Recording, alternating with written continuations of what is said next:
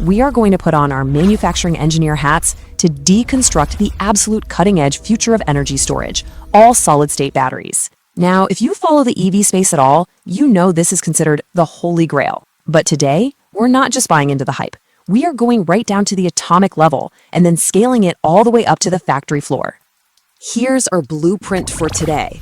We'll be walking through the liquid to solid shift, the anatomy of solid state, choosing the right electrolyte, engineering the factory floor, and finally powering tomorrow's mobility. Let's jump right in.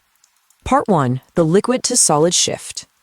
To really understand why solid state is such a revolutionary solution, we first need to look at the inherent flaw in how we currently store energy in standard lithium-ion cells. Think of a traditional liquid battery like a chaotic, highly flammable swimming pool. You've got this porous polymer separator soaked in a liquid organic carbonate solvent, and lithium ions are basically just swimming through this fluid. I mean, it works, but it's volatile. If it overheats, it catches fire.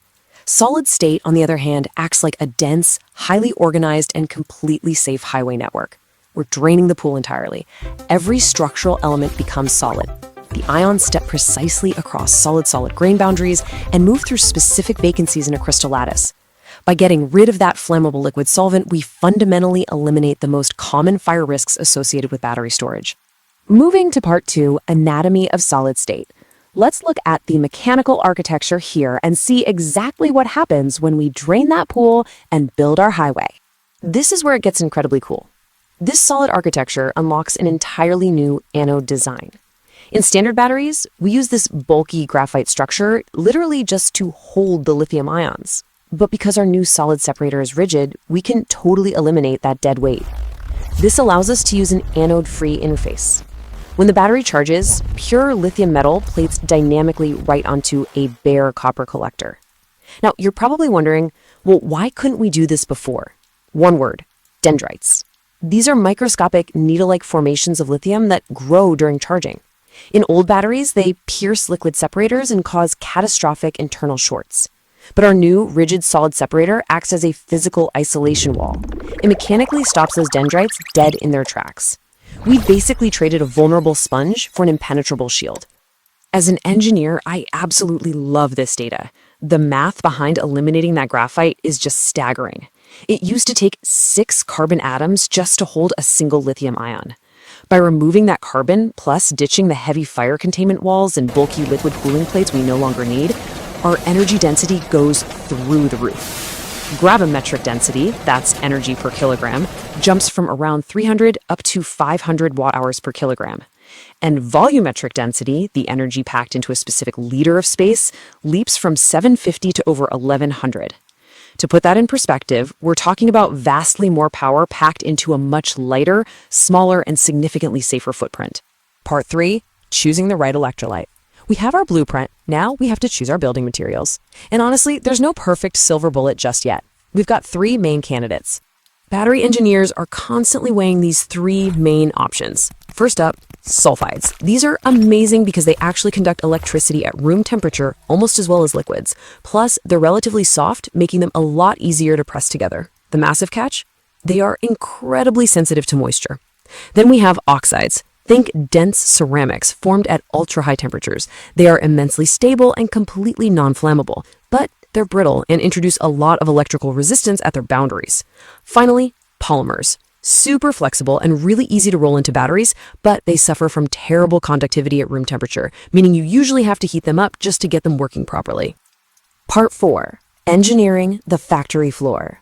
Let's see how this all translates into our biggest challenge, taking these theoretical materials and figuring out how to mass produce them at gigafactory scale.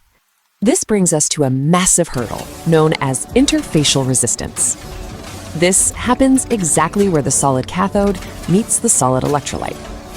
Remember, in a liquid battery, the fluid naturally wets the surfaces and fills in every single microscopic void. Solids? Well, they definitely don't do that. Think of interfacial resistance like trying to turn microscopically rough gears that just don't quite mesh together. Because these solid interfaces aren't perfectly smooth, little gaps form. We call them delamination voids. When lithium leaves and enters the anode during use, the materials actually expand and contract. Gaps open up, resistance skyrockets, and the battery fails. To fix this, we literally have to build heavy-duty mechanical spring systems or structural foam enclosures right into the battery packs. We have to maintain continuous physical pressure, sometimes upwards of 10 megapascals for rigid oxides, just to force those rough microscopic gears together so they can keep turning seamlessly. Adapting our current gigafactories for this involves a very specific pipeline. First, slurry mixing in non-aqueous solvents, just to make absolutely sure we don't trigger any moisture reactions. Then, we use high-speed roll-to-roll machinery for slot die coating. Step 3 is the real game changer: high-pressure calendaring. We feed the dry film through heavy, heated steel rollers using massive crushing force to eliminate internal air pockets and densify the layers to near 100%. Finally, precision stacking. Traditional liquid lines just wind flexible components into a cylinder, but because ceramic solid sheets will crack under tight bending, we have to use automated robot arms to precisely cut and stack flat, solid sheets right on top of each other.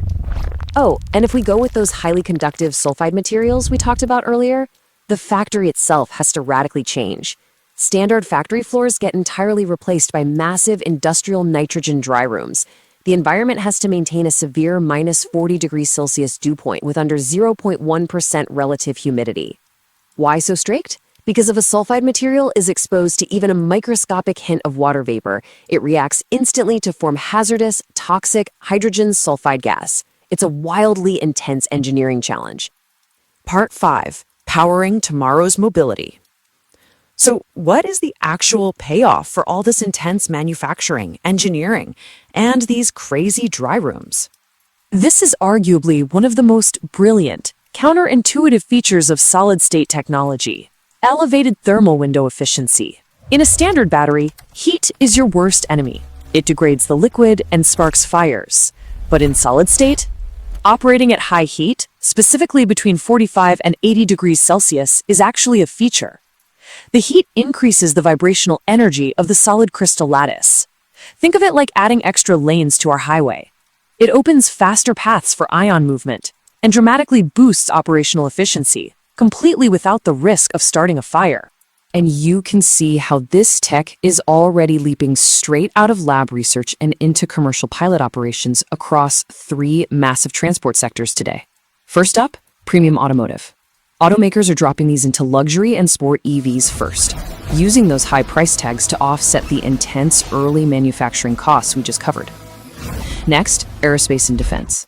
Programs like NASA's SABRES project are all over this, because they offer high-density, non-flammable power that won't boil off in the vacuum of space. It's absolutely perfect for drones and deep space probes.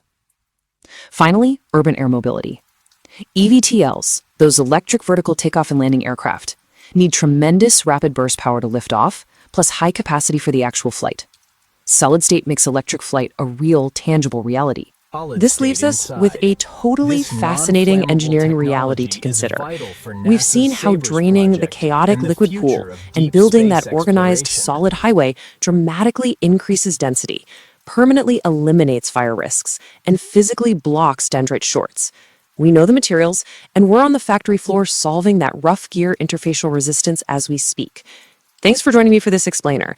As these highly controlled minus 40 degrees solid-state factories start coming online globally to power tomorrow's luxury cars and flying taxis, we really have to ask, are we witnessing the final days of the liquid battery era?